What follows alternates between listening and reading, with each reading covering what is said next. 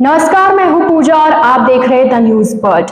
खबरों पर जाने से पहले एक नजर डालते हैं टॉप हेडलाइंस पर। ट्रक चालक के अचानक ब्रेक लगाने से हुआ सड़क हादसा, मौके पर चालक की हुई मौत। बेकरिया में हुए पेपर लीक मामले के आरोपी आरपीएससी सदस्य कटारा सहित 4 को किया कोर्ट में पेश। भर्ती प्रक्रिया में संशोधन की मांग को लेकर सफाई कर्मचारी 1 दिवसीय हड़ताल पर रहे। 2 युवक 2 बोरी जिंदा जले, रास्ते में लटकते हाई टेंशन तार को छूते ही टेंपो में लगी आग। और अब खबरें विस्तार से। ट्रक चालक ने अचानक लगाया ब्रेक, पीछे चल रहा ट्रक घुसा आगे ट्रक में, चालक की हुई मौत। दरअसल सराड़ा के वीरपुरा थाना निवासी 28 वर्षीय शाहरुख खान 27 अप्रैल को ट्रक में उदयपुर से अलवर की ओर जा रहा था। तभी NH 48 पर मंडपिया स्टेशन के वहां आगे चल रहे ट्रक चालक ने अचानक ब्रेक लगाया, जिससे पीछे वाला ट्रक उसमें घुस गया। ट्रक चालक शाहरुख को हादसे में गंभीर चोटें आई है, जिसे भिलवाड़ा के MGH हॉस्पिटल में भर्ती करवाया गया, जहां से उसे उदयपुर के महाराणा भोपाल चिकित्सालय में रेफर किया गया। गंभीर चोटें होने के चलते शाहरुख की हालत लगातार बिगड़ती गई और देर रात उसने इलाज के दौरान दम तोड़ दिया। पुलिस ने शव का पोस्टमार्टम करवाकर परिजनों के सुपुर्द कर दिया। वहीं इस मामले में आगे की जांच की जा रही है। कपासन थाना अधिकारी गजेंद्र सिंह ने बताया कि शांतिलाल शादियों के दौरान निकलने वाली बिंदोली में गोड़ी ले जाने का काम करता था। शुक्रवार को शांतिलाल अपने छोटे भाई कैलाश को साथ लेकर गांव पांचली में बिंदोली कार्यक्रम में 2 गोड़ी लोडिंग टेंपो में लेकर गए। टेंपो गांव हथियाना निवासी किशन खटीक का था और किशन ही चला रहा था। इनके साथ में हथियाना निवासी शिवलाल पुत्र बंशीलाल तेली भी था। वह ड्राइवर के साथ गया था। पांचली गांव में बिंदोली निकालने के बाद सभी शनिवार सुबह 3 बजे टेंपो से वापस लौट रहे थे। रास्ते में रामथली के पास 11 kV लाइन का तार फॉल्ट होने के कारण टूटकर नीचे गिरा हुआ था। अंधेरा होने की वजह से तार दिखाई नहीं दिया और टेंपो उसकी चपेट में आ गया। करंट का झटका लगते ही ड्राइवर किशन ने टेंपो को रोका। तब तक वाहन में करंट फैल चुका था। वाहन में करंट फैलते ही शांतिलाल, कैलाश और शिवलाल जान बचाने के लिए बाहर की तरफ भागे, लेकिन ड्राइवर बाहर नहीं निकल पाया। किशन को फंसा हुआ देखकर गोड़ी मालिक शांतिलाल उसे बचाने के लिए दौड़ा। इस दौरान शांतिलाल भी करंट की चपेट में आ गया। इस दौरान टेंपो में आग लग गई और 2 अन्य साथियों के सामने किशन, शांतिलाल और गोड़ी जिंदा जल गए। वहीं चिल्लाने की आवाज सुनकर ग्रामीण व सूचना पर पुलिस भी मौके पर पहुंची। इसके बाद दोनों शवों को कपासन हॉस्पिटल की मोर्चरी में रखवाया गया। उदयपुर में वाल्मीकि समाज और श्रमिक संगठन के संयुक्त तत्वाधान में भर्ती प्रक्रिया में संशोधन की मांग को लेकर सफाई कर्मचारी 1 दिवसीय हड़ताल पर रहे। शनिवार सुबह सभी कर्मचारी बड़ी संख्या में टाउन हॉल परिसर में एकत्रित हुए, जहां नगर निगम के बाहर प्रदर्शन करते हुए शहर में रैली निकाली। यह रैली टाउन हॉल से शुरू हुई, जो कि शहर के विभिन्न मार्गों से होते हुए पुनः टाउन हॉल पहुंची। इस मौके पर समाज और संगठन के पदाधिकारियों ने बताया कि नगर निगम में सफाई कर्मी भर्ती प्रक्रिया में संशोधन किया जाए। यह भर्ती वाल्मीकि समाज और हेला समाज के लोगों की ही भर्ती होनी चाहिए, लेकिन निगम द्वारा अन्य समाज के लोगों को सफाई कर्मी पद पर भर्तियां की जाती है। ऐसे में समाज के लोगों में रोष है, जिसके चलते आज 1 दिवसीय हड़ताल की गई। साथ ही चेतावनी भी दी गई कि अगर समय रहते जल्द मांगे पूरी नहीं की गई तो फिर उग्र आंदोलन किया जाएगा। जैसा कि विदित है कि श्रीमान अशोक जी गहलोत ने अपने बजट भाषण में 30,000 सफाई कर्मचारियों की भर्ती के लिए कहा था, तो उन्होंने 30,000 में से 13,000 के करीबन भर्ती अभी चालू की थी। उसकी विधिवत विज्ञापन निकाल के और ऑनलाइन फार्म के लिए आवेदन निकाल दिए थे। लेकिन इसमें क्या हुआ, 2018 की तरह इस भर्ती में भी उन्होंने आरक्षण पद्धति लागू कर दी और 16% आरक्षण के तहत SC समाज पूरा आ रहा था उसमें, जिसमें वाल्मीकि समाज मात्र कम से कम 3 या 4% होते हैं। उसका हमें विरोध है कि इस प्रकार की भर्ती नहीं किया जाए। मूल जो काम करने वाले लोग हैं वो वाल्मीकि समाज के लोग हैं, हेला समाज के लोग हैं, वो वर्षों से इस काम को अंजाम दे रहे हैं। कोरोना काल में भी आपने देखा समाज के लोगों ने किस प्रकार से काम किया, बाकी सब घर में डूब गए। आज उस 2018 वाली भर्ती में भी आपको पता है कि जितने लोग पहले लगे हुए हैं वो आज भी कहाँ काम कर रहे हैं किसी को पता नहीं है। तो ऐसे लोगों को क्यों भर्ती करना। तो समाज ने बहुत विरोध किया, जयपुर तक विरोध हुआ, जयपुर में, अजमेर में, सब तरफ हड़ताल हुई, भीलवाड़ा में हड़ताल हुई, चित्तौड़ में हड़ताल। तो उसी का आह्वान करते हुए आज उदयपुर शहर में भी हड़ताल हो गई। आज पूरे दिन की हड़ताल रखी गई। लेकिन उसी दरमियान हमें ये आया कि हमारा कोई समझौता हुआ है ऊपर लेवल पर, जयपुर लेवल पर हमारी कमेटी और हमारे समाज के द्वारा। उसमें 66% पर कोई हुई कि वाल्मीकि समाज के 50% तो वाल्मीकि समाज प्योर, उसके अलावा 16% जो SC का आरक्षण है वो भी इंक्लूड करते हुए वाल्मीकि समाज के 66% की भर्ती हम लोग करेंगे। तो उस मांग को अभी हम रखते हुए अभी हमने अपना जो हड़ताल का जो रेगुलर चलाने का था उसको अब स्थगित किया है। आज पूरे दिन की हड़ताल रहेगी, कल से सभी कर्मचारी अपने काम पे लौटेंगे और इस प्रकार से आज हमने एक रैली के रूप में सरकार को धन्यवाद दिया, अशोक जी गहलोत को धन्यवाद दिया कि इस प्रकार से अभी भी हमारा संघर्ष है कि इसको 100% कराने की कोशिश करेंगे, ताकि ये जो दूर से समाज के जो लोग हैं जो नौकरी लगने में लग जाते हैं लेकिन वो काम नहीं करते, और आज भी नगर निगम में 96 जो लोग लगे हुए हैं वो आज भी काम कहाँ कर रहे हैं किसी को पता नहीं है। तो इस चीज़ का अनुभव सरकार भी ले चुकी है, प्रशासन भी ले चुका है, निगम प्रशासन भी ले चुका है। उनको पता है कि कैसे काम है। वाल्मीकि समाज का लोग, हेला समाज के लोग वर्षों से काम कर रहे हैं, मूल उनका काम है। उनके अलावा इनके पढ़े लिखे लोग होते नहीं है बेचारे, उनको पता है उनके अलावा और नौकरी का कोई जरिया है नहीं। तो हमारा तो ये निवेदन है कि भाई इस प्रकार से जो किया है उसको अभी तो हम हड़ताल को विड्रॉ करके एक दिन का पूरा लग के उसके बाद कल से वापस काम पे लौटेंगे। अगर 5 तारीख तक हमने एक मुद्दा और रखा था कि जितने भी 96 लोग जो नगर निगम में काम कर रहे हैं उनको सबको 1-2 वार्ड बना के उन सबको वहाँ काम कराओ, ताकि वो नज़र में रहे ये लोग काम कर रहे हैं। तो इससे पता चले कि भाई वाल्मीकि समाज जो काम करा, गैर समाज जो काम करा, उसमें कितना अंतर है। एक वो मांग हमने 5 तारीख को कमिश्नर साहब के लिए दी है, तो कमिश्नर साहब ने उसको कहा है भाई 5 तारीख बाद मैं इसको करके और आपको विड्रॉ करूँगा। अगर वो नहीं करेंगे तो फिर हम हड़ताल पर उतरेंगे उसके लिए। बाकी भर्ती वाले मामले को लेके अभी हमने डेक्सोल किया है और अगर भर्ती वाले मामले को लेके ऊपर से जहाँ से हमारे सारे संगठन चल रहे हैं, सर्व समाज चल रहा है, वाल्मीकि समाज चल रहा है और ऊपर की जो यूनियनें लगी हुई है, अगर वो कोई आदेशित करेंगे भाई कि नहीं हमारी कोई सहमति नहीं बनी है और अपने को वापस हड़ताल पर उतरना, तो उदयपुर समाज, वाल्मीकि समाज पूरा वापस हड़ताल पर उतरेगा। राजस्थान लोक सेवा आयोग के वरिष्ठ अध्यापक भर्ती परीक्षा के पेपर लीक मामले में एसओजी द्वारा गिरफ्तार किए गए आरपीएससी सदस्य बाबूलाल कटारा, भांजा विजय कटारा, ड्राइवर गोपाल सिंह और अरुण को एसओजी ने आज कोर्ट में पेश किया। एसओजी ने सभी आरोपियों का दोबारा रिमांड मांगा, क्योंकि अभी तक शेर सिंह द्वारा जयपुर के शास्त्री नगर में जिस कंप्यूटर पर 480 प्रश्न टाइप करवाए थे उसकी एफएसएल रिपोर्ट नहीं आई है। ऐसे में एसओजी ने फिर से रिमांड की मांग की, जिस पर कोर्ट ने बाबूलाल और गोपाल को 2 मई तक के रिमांड पर भेजा है। वहीं विजय और अरुण को जेल भेज दिया गया। आपको बता दें एसओजी ने बाबूलाल को अजमेर स्थित उसके घर से पकड़ा था, साथ ही उसके भांजे विजय कटारा, ड्राइवर गोपाल सिंह और अरुण को भी गिरफ्तार किया था। एसओजी ने बीती 19 तारीख को इन्हें कोर्ट में पेश किया, जहां से इन्हें 29 अप्रैल तक 10 दिन के रिमांड पर भेजा। आज रिमांड अवधि पूरी होने पर चारों को कोर्ट में पेश किया गया, जहां से बाबूलाल और गोपाल को फिर से 3 दिन के रिमांड पर भेज दिया गया। वहीं विजय और अरुण को जेल भेज दिया गया। रिमांड की अवधि के दौरान बाबूलाल और गोपाल से पूछताछ की जाएगी कि कैसे इन्होंने एग्जाम के पेपर शेर सिंह मीणा तक पहुंचाए। आपको बता दें कुछ दिन पहले ही पेपर बेचने वाला शेर सिंह मीणा गिरफ्तार हुआ था। शेर सिंह मीणा आरपीएससी की भर्ती परीक्षाओं में पेपर लीक करने के लिए बाबूलाल कटारा से लगातार संपर्क में रहा था। इस दौरान वह भर्ती परीक्षा का पेपर लीक करने का प्रयास कर रहा था। भर्ती परीक्षा का पेपर आते ही उसने पेपर करीब 1 करोड़ रुपए में भूपेंद्र सारण को बेच दिया था। इसके बाद भूपेंद्र सारण ने 20 लाख रुपए का अपना कमीशन रखकर पेपर सुरेश ढाका को बेच दिया। सुरेश ढाका ने पेपर अपने साले सुरेश बिश्नोई को दिया था। सुरेश बिश्नोई ने वह पेपर अभ्यर्थियों को 5 से 8 लाख रुपए में बेचा था। मामले में पेपर माफिया सुरेश ढाका अभी तक फरार चल रहा है, जिसके एसओजी सरगर्मी से तलाश कर रही है। चित्तौड़गढ़ के एनएच 27 पर भीषण सड़क हादसा हुआ, जिसमें 3 युवकों की मौत हो गई और 1 गंभीर घायल हो गया। बेगू नेतन स्पेंसर्स के सामने ये सड़क हादसा हुआ। ऐसा बताया जा रहा है कि यह युवक कार में सवार होकर अहमदाबाद से उत्तर प्रदेश जा रहे थे। तभी हादसे में कार के परखच्चे उड़कर कार का टायर फटने से कार अनियंत्रित हो गई थी। सूचना मिलने पर पुलिस मौके पर पहुंची और गंभीर घायल को बेगू उप जिला चिकित्सालय से चित्तौड़गढ़ रेफर किया गया। वहीं मृतकों के शव को बेगू चिकित्सालय की मोर्चरी में रखवाया गया। द न्यूज बर्ड के इस बुलेटिन में फिलहाल वक्त हो चला एक छोटे से ब्रेक का। ब्रेक के बाद जल्द हाजिर होंगे। आप बने रहिए द न्यूज बर्ड के साथ। हर चीज की इंस्पिरेशन ली। My most awaited day is finally here. Mister perfect से ज्यादा ना परफेक्ट पिक्चर्स का वेट था। कपड़े डिजाइनर, बालों में रेड रोजेस और मेकअप न्यूड, पर गहने माँ जैसे। चमक दादी की और अंदाज मेरी नानी का। इनके नूर का राज बचपन से जानना था। आसपास नहीं तो थोड़ा कुछ इन्हीं के जैसा लगना था, क्योंकि कुछ चीजें आज भी भरोसे से चलती है और अपनों की सलाह से ही तो हर दुल्हन सजी है। अशोक ज्वेल्स, गहने जो बने हैं अपनों से।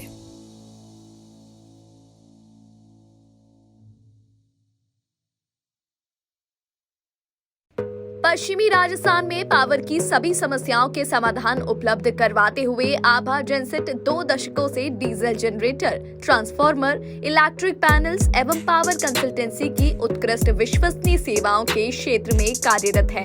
2000 से ज्यादा schools, hospital, factories, industry, petrol pump, complex, carnival में सफल इंस्टॉलेशन। आभा जेनसेट 2000 से ज्यादा संतुष्ट कस्टमर्स का परिवार है। साथ ही पश्चिमी राजस्थान का सबसे ज्यादा बिकने वाला जनरेटर आभा जनरेटर। वोकल के लिए लोकल बने। आज ही संपर्क करें 9414195017 पर या 9829063200 पर। जय श्री कृष्णा, जय श्री गुरु महाराज। आज के इस आधुनिक युग में पावर की सप्लाई एक महत्वपूर्ण चीज हो गई है। जमाना इन्वर्टर और बैटरी से हटके कंटिन्यूस पावर पे आ गया है। हमारा जो एक्सपीरियंस पिछले 20 सालों से रहा है और टोटल कंपनी के 30 सालों का जो जनरेटर का एक्सपीरियंस है, उसी को देखते हुए अब हमारे पास 2 kVA से लेकर 2500 kV तक के जनरेटर उपलब्ध हैं। किसी भी को साइलेंट जनरेटर की आवश्यकता हो, किसी तरह का पावर कट हो, कंटिन्यूस रेटिंग के लिए जनरेटर की रिक्वायरमेंट हो, तो आप हमसे संपर्क कर सकते हैं।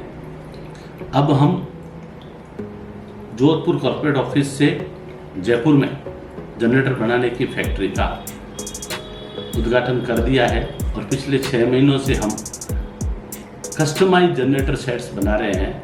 जिसको जैसी रिक्वायरमेंट है उसको उसी तरह का जनरेटर बना के देते हैं। जो सहयोग पिछले 30 सालों से पश्चिमी राजस्थान का रहा है, उसी सहयोग के आधार पे हमने जनरेटर का कार्य मैन्युफैक्चरिंग का चालू किया है। हमारे पास सभी साइज के जनरेटर उपलब्ध है। उसके साथ कंट्रोल पैनल और सोलर का भी हम काम करते हैं। ट्रांसफार्मर, किसी भी तरह के पावर की आवश्यकता हो, आप हमसे संपर्क कर सकते हैं। जनरेटर के क्षेत्र में हमारे पास सभी तरह के साइज उपलब्ध है। हमारी कंपनी जो लीड डॉक्टर आभा बोरा कर रही है, हमारे पास ट्रेन इंजीनियरों की पूरी टीम है एवं उस टीम के साथ 30% का महिला रिजर्वेशन भी है और हर तरह की सेल्स और सर्विस हम प्रोवाइड कराते हैं। हम एस्कॉर्ट्स के ऑथराइज OEM हैं। आपको किसी भी तरह की रिक्वायरमेंट हो तो जरूर संपर्क करें। जोधपुर शहर में बेहतरीन चिकित्सा सुविधाओं से युक्त एवं मरीजों का विश्वास Daukiya hospital, a multi speciality centre. Chiranjeevi, RGH, CGHS, ECHS जैसी सरकारी योजनाओं के तहत निशुल्क ऑपरेशन व इलाज, हृदय रोग, स्त्री रोग, शिशु रोग, प्लास्टिक सर्जरी एवं दंत रोग, न्यूरोलॉजी एवं न्यूरो सर्जरी जैसे विशेष चिकित्सा सुविधाओं के लिए उपलब्ध है डाउकिया हॉस्पिटल। 24/7 आपातकालीन सुविधाएं, trauma centre, dialysis, cath lab, CT scan, ICU, CCU, NICU, यह सभी अब संभव है एक ही छत के नीचे। Daukiya hospital multi speciality centre, Pratapnagar toll office के सामने, सुरसागर रोड, प्रतापनगर, जोधपुर। अधिक जानकारी के लिए संपर्क करें 02912750 7340031491। अब चाहे शादी समारोह हो या कोई अन्य कार्यक्रम, बच्चों और बड़ों के लिए कपड़े खरीदना हो या मेंस एथनिक वियर, यह सब हुआ बहुत ही आसान, क्योंकि रामसन्स उपलब्ध करवाता है कपड़ों की वाइड रेंज, जहां आपको मिलते हैं kurta pyjama, suiting and shirting, formals wear. 1995 से जोधपुर वासियों का एकमात्र विश्वास रामसन्स। तो आज ही आइए रामसन्स और दीजिए खुद को नई स्टाइल। रामसन्स, चांसा तकिया रोड, जोधपुर। अब आपके घर में सगाई, शादी, बर्थडे पार्टी जैसे किसी भी इवेंट को खूबसूरत बनाने के लिए आपके बीच मौजूद है सुनैना इवेंट मैनेजमेंट। अब आपके इवेंट को खूबसूरत बनाने से लेकर खाने तक की जिम्मेदारी है हमारी, क्योंकि सुनैना इवेंट मैनेजमेंट और प्रिया एंटरप्राइजेस लेकर आए हैं सगाई से विदाई तक सारी सुव्यवस्थित सेवाएं। सुनैना इवेंट मैनेजमेंट, शादी आपकी, टेंशन हमारी। Wedding planner and birthday party specialist. Head office Nainchi Bagh, मावड़ियों की घाटी के पास, Jodhpur. Branch office Jodhpur Chopasni housing board, 17 sector, Bhatti की बावड़ी, जोधपुर। अधिक जानकारी के लिए संपर्क करें 9682656726, 9314722491। ब्रेक के बाद आपका स्वागत है। शुक्रवार को मस्तान बाबा की दरगाह के बाहर से एक बदमाश बाइक चोरी करके ले गया। वारदात दरगाह परिसर में लगे सीसीटीवी कैमरे में कैद हो गई, जिस पर पीड़ित ने अम्मा माता थाने में रिपोर्ट दर्ज करवाई है। मलातलाई निवासी पीड़ित अंसार हुसैन ने बताया कि शुक्रवार को मस्तान बाबा दरगाह की मस्जिद में जुम्मे की नमाज पढ़ने के लिए गया था।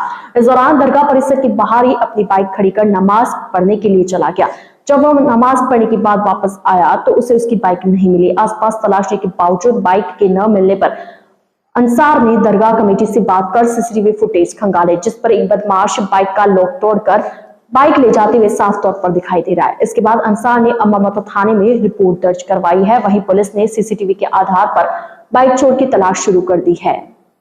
शहर के सबसे प्राचीन और श्रद्धा के केंद्र जगदीश चौक स्थित जगदीश मंदिर में 371वें पाटोत्सव महोत्सव की शुरुआत शनिवार को कलश यात्रा के साथ हुई। जगदीश मंदिर के वंशानुगत पुजारी राम गोपाल ने बताया कि जगदीश मंदिर का 371वां पाटोत्सव महोत्सव शुरू हुआ है, जिसमें घनघोर घाट से कलश यात्रा जगदीश मंदिर तक लाई गई। कलश यात्रा में भगवान जगन्नाथ के भजनों पर नृत्य करते हुए काफी सारी महिलाएं अपने सर पर जल से भरा कलश लेकर जगदीश मंदिर पहुंची और भगवान को जल अर्पित किया। इस अवसर पर भगवान जगन्नाथ को सूतक पटके का वस्त्र कराया गया और श्रृंगार किया गया। शनिवार से ही 7 दिवसीय विष्णु यज्ञ की शुरुआत जगदीश मंदिर में हुई। विष्णु यज्ञ की पूर्णाहुति में सूरजकुंड के महाराज अवधेशानंद जी व मेवाड़ के राज परिवार सदस्य लक्षराज सिंह मेवाड़ पूर्णाहुति देंगे।